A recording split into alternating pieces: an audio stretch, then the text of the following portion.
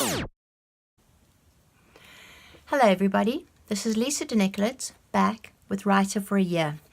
And in case you were wondering where the topics come from, these are things that along the years people have asked me. And so I thought I would do some initial shows. The idea is to get the show on the road and to go to readings and events. So you can see the life sort of as it unfolds. But these are topics that, as I say, have come up. Now, one of the ones that has come up a lot is self-publishing. You know, what do you think about self-publishing?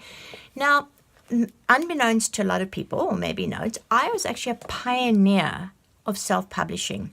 Back in, let's say early 90s, I had this wonderful illustrator friend, and I would tell her about my dating adventures. And you have to remember, this is pre-internet. So in order to go on a date, you actually had to go out there, meet people, exchange phone numbers, etc., etc. Anyway, there were as many misadventures in the dating world then as there are now. And she found the details of my dates very funny. And she said to me, if she wrote, small pieces, passages describing my evening, she would illustrate them and then we'd do a book together, which I thought was a wonderful idea. And of course, I'd really always wanted to be a writer. So I thought, this would be a really good thing for us to get going. Anyway, so I started writing about the dates, and she kind of fell out of interest with the idea, and I carried on. And I collected an anthology of stories that I called Single Girls Go Mad Sooner. There we go. So now what you're looking at is 1995 self-publishing. At that time, I didn't realize that it was self-publishing. I'd always, as I say, wanted to be a writer, and the goal was initially to have a book published by the time I was 25. That was my big dream. 25 came and went, but I was determined that 30 was not going to escape without a book. And then back in South Africa, at that time, I studied English and philosophy, but there weren't creative writing courses the same way that they are now. They're hugely, hugely wonderful, helpful courses out there. But at that point, didn't have access to any of those. So you went out and, you looked for ways. And in the newspaper, I think it was the Mail and Guardian, I saw a small ad for Minerva Publishing. I sent my book off, and of course, I didn't know they were self-publishing, and they loved it. And they were like, there's a small publishing fee involved. And I'm like, well, that's okay. And, honestly, what did I know better? But Single Girls Go Mad Sooner came and went, and obviously sank like a stone. And in all honesty, it's a really, really bad book. At one point, I thought of reviving it and rewriting it on Wattpad. That was going to be my great Wattpad adventure, rewriting Single Girls Go Mad Sooner. So I started inputting it, and I was like, oh, goodness, well, maybe it gets better. And then I hopped to the next story, and I was like, no, well, it doesn't really. Anyway, by the end of it, I realized no. So this is the only copy of the book left in the world, and it's actually taped up. You can't actually see inside the thing, which is very good. So yes, I did self-publish, and I would again. And in fact, I did again. So if you've read Rotten Peaches, in there, Bernice is a self-help author of cookbooks, and they're called Bake Your Way to Happiness.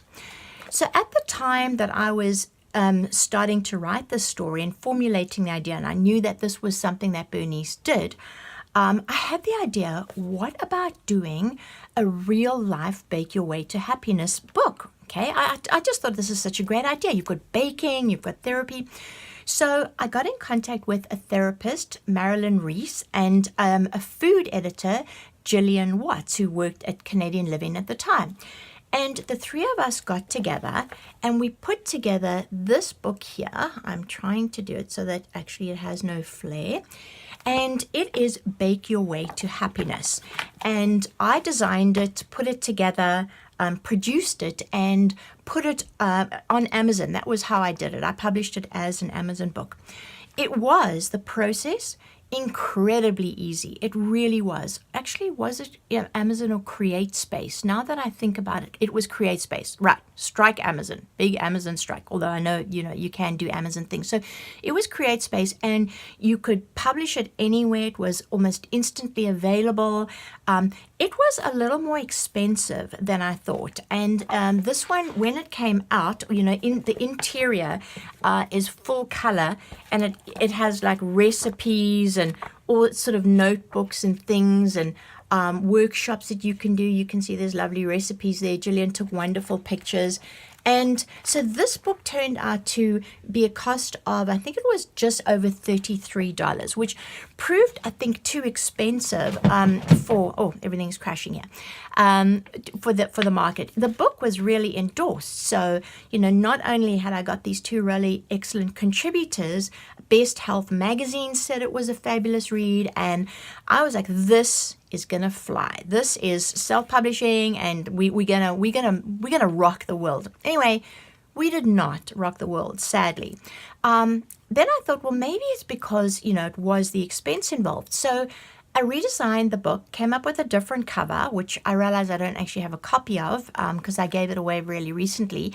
And I will get that and show you, because I think that's also a better cover, because I know if you're in the industry as well, or if you're in the market to publish your books, a lot of things, people say the cover and we'll design your cover for you. So I redesigned a completely different cover, and it had all the recipes on the front. And then I did the black and white inside, because it reduced the cost of the book by, I think it was $12. So it came down substantially.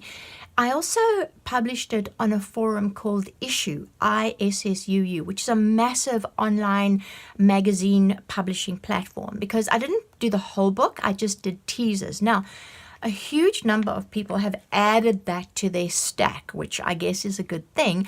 However, it didn't really affect book sales in any way. So there you go. So those are two of my experiences in the world of self-publishing.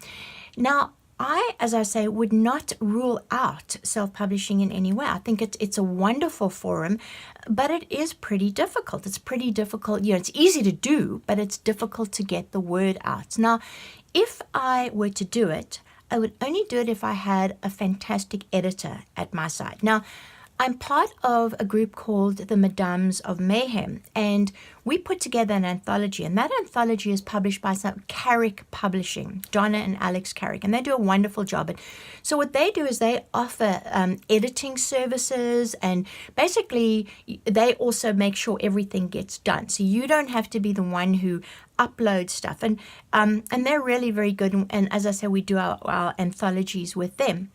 So that could be a route to go. Or I could do what I did with CreateSpace. But I would make sure that I had a really good editor at my side, because we think our books are good, but really, honestly, we need editors. That's the fact of the matter.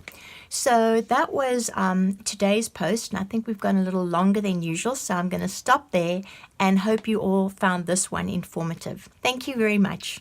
Bye.